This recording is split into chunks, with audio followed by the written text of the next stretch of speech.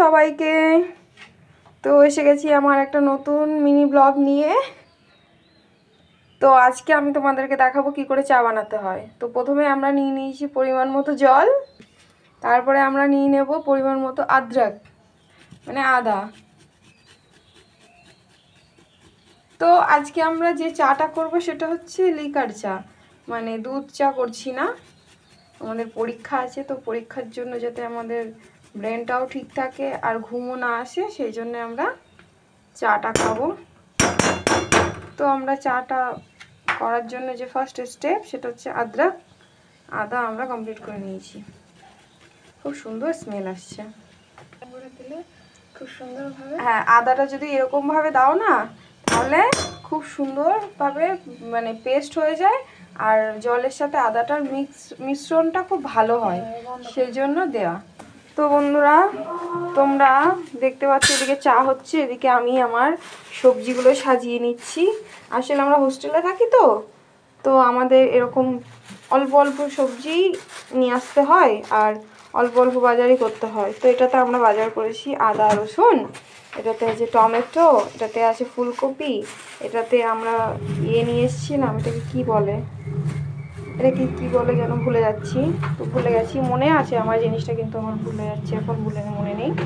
আর এটা ছিল কুমড়ো, এটা টমেটো, এটা কাঁচা লঙ্কা, আর এটা কথা ছোট্ট দেখে একটা বাঁধাকপি নিয়ে আসা হয়েছে। শাক আলু মনে পড়েছে, এটাকে শাক আলু বলে, তোমাদের ওদিকে কী বলে জানি না। আর অবশ্যই আমরা চাল নিয়ে এসেছি। এই হচ্ছে আমাদের বাজার। এবার দেখাই চায়ের নেক্সট পর্বটা আমরা কি করছি। তো আমরা এতক্ষণ ধরে চাটা কিন্তু ফোটাচ্ছি, হাই ফ্লেম দিয়ে ফোটাচ্ছি, ঠিক আছে। তো তারপরে এটাতে আমরা আরও কিছু অ্যাড করব, তোমরা দেখতে থাকো। একটা সুন্দর চা তৈরি করতে গিয়ে কি কি লাগে আমরা তারপর সাথে সাথে আদাটা একটু হয়ে গেলে তারপরে আমরা তেজপাতাটা দিয়ে দিচ্ছি, ঠিক আছে। তেজপাতাটা দিলে কি হয় বলো তো, চায়ের টেস্ট খুব সুন্দর হয়। তো চায়ের যদি টেস্ট বাড়াতে চাও, হ্যাঁ তোমরা চাইলে এতে একটা করে এলাচও দিতে পারো, যেটাতে চায়ের টেস্ট আরও সুন্দর হয়। কিন্তু দুর্ভাগ্যবশত আমাদের কাছে না এখন এলাচ নেই, তো তার জন্য আমরা শুধু আদা আর তেজপাতা দিলাম। তো আদা আর তেজপাতা দেওয়ার পর আমরা এর মধ্যে দিয়ে দেবো চিনি। তো আমার একটু মিস্টেক হয়েছে, এখন চিনি দেবো না, চা পাতা দেবো, কারণ তিনটে জিনিসই একটু ফোটাতে হবে সুন্দর করে, তারপরে চিনিটা দিতে হবে।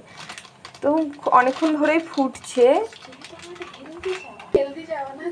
যেহেতু আমরা একটা হেলদি চা বানাচ্ছি, তো সেই জন্যে আমরা অন্যভাবে কিছু ক্রাইটেরিয়া মেনটেন করবো। হ্যাঁ, তো অ্যাকচুয়ালি আমি চা অতটা ভালো বানাতে পারি না, সত্যি কথা।